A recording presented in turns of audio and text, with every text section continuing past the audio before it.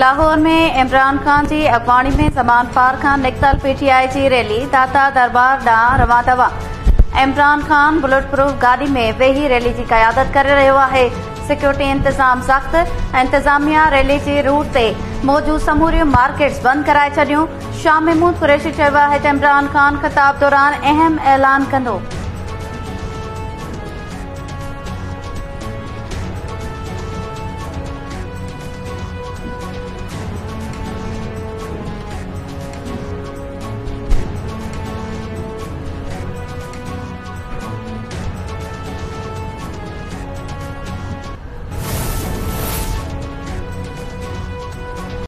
इमरान खान जलसे लाइ हर वक्त तैयार आहे। अदालत घुराए थी त पलस्तर ॾेखारे थो। पुलिस पहुची थी त बेड हेठां लिकी वञे थो ऐं रोज़ानो लियो पाए ॾिसे थो त कारकुन ऐं औरतूं हिफ़ाज़त लाइ मौजूद आहिनि या न। नून लीग जी नायब सदर मरियम नवाज़ जी इमरान खान ते तनक़ीद। लाहौर में तकरीब खे ख़िताब कंदे मरियम नवाज़ चयो त पीटीआई ज़िले शाह जी लाश ते सियासत कई। हू कारकुन जे लाश खे ॻिझनि वांगुरु चुंबड़ियल रहिया। हुकूमत तोशाखाना जे तफ़सील पधरा कया आहिनि। मूंते घड़ी वठण जो इल्ज़ाम लॻाईंदड़नि ख़िलाफ़ FIA ऐं पेमरा खे शिकायत कई आहे। मुंहिंजे नाले पाइनएपल वरितो वियो। 11 सालनि जी सियासी कैरियर में मुंहिंजे ख़िलाफ़ पाइनएपल निकिरे थो त PTI वारनि खे ॿुॾी मरणु घुर्जे।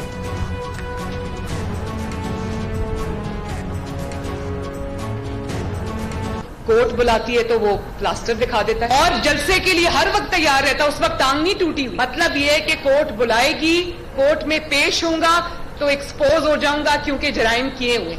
जिले शाह के मामले में इन्होंने वो लाश देखी बेचारे की, सारे जिसको कहते हैं ना गिद्धों की तरह, वल्चर्स की तरह टूट पड़े उसकी लाश के ऊपर। उसके घर अफसोस के लिए नहीं गए, वो भी किसी माँ का बेटा था। जिस दिन पता चला कि वो शहीद हो गया तो फटाफट उसकी लाश पे सियासत करने के लिए आ गए। इससे बड़ी तजलील एक सियासी कारकुन की हो नहीं सकती। और कल तोशाखाना की डिटेल्स इस हुकूमत ने पब्लिक की। जब इमरान ने तोशाखाना की डिटेल्स इससे मांगी गई, इसने कहा जाओ मैं नहीं देता, मेरे तोहफे मेरी मर्जी। 11 साल के पॉलिटिकल करियर में आपको मरियम नवाज के खिलाफ एक पाइनएपल मिला है तो आपको डूब के मर जाना चाहिए।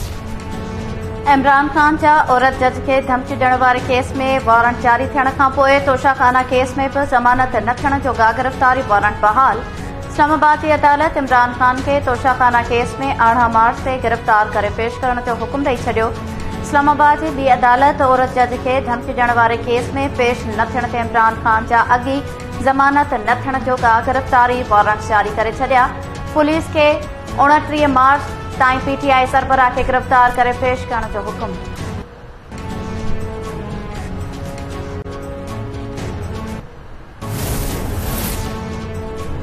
इस्लामाबाद पुलिस इमरान खान की गिरफ्तारी लाइ वारंट्स खणी लाहौर पहुची वही। लाहौर पुलिस का भी मदद तलब।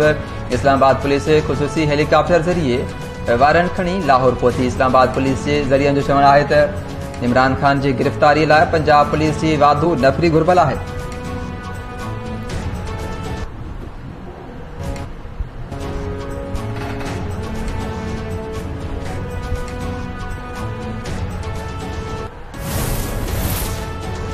इमरान न्यासी वटि रैली कढण लाइ वक़्तु आहे पर अदालत में पेश थियण लाइ वक़्तु नाहे। इमरान नाअहली खां बचण लाइ देर वारा हरबा इस्तेमाल करे रहियो आहे। सूबाई वज़ीर शर्जील मेमून चयो आहे त इमरान न्यासी गिरफ़्तारी वारे ड्रामे दौरान रतो छाण चाहे थो। संदसि लाइ को बि कानून नाहे, पाण खे कानून ऐं आइन खां मथां थो सम्झे।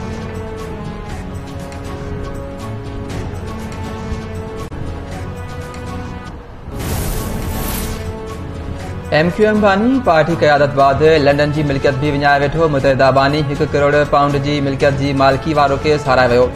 लंडन हाई कोर्ट पारां मिल्कियत ज़ब्त करण जो हुक्म। डॉक्टर फारूक सत्तार, वसीम अख्तर ऐं नदीम नुसरत मुतहदा बानी खिलाफ़ शाहिदी ॾिनी।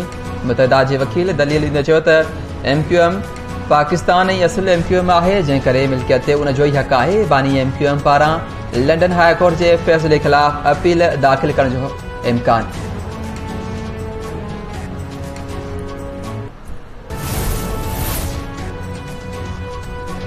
रूस से पेट्रोल बाबत मुआहदो थी वियो आहे। पाकिस्तान पंहिंजी ज़रूरत मूजिब रूस का पेट्रोल ख़रीद कंदो। पेट्रोलियम वारे ममलिकती वज़ीर मुसद्दिक़ मलिक जी दावा।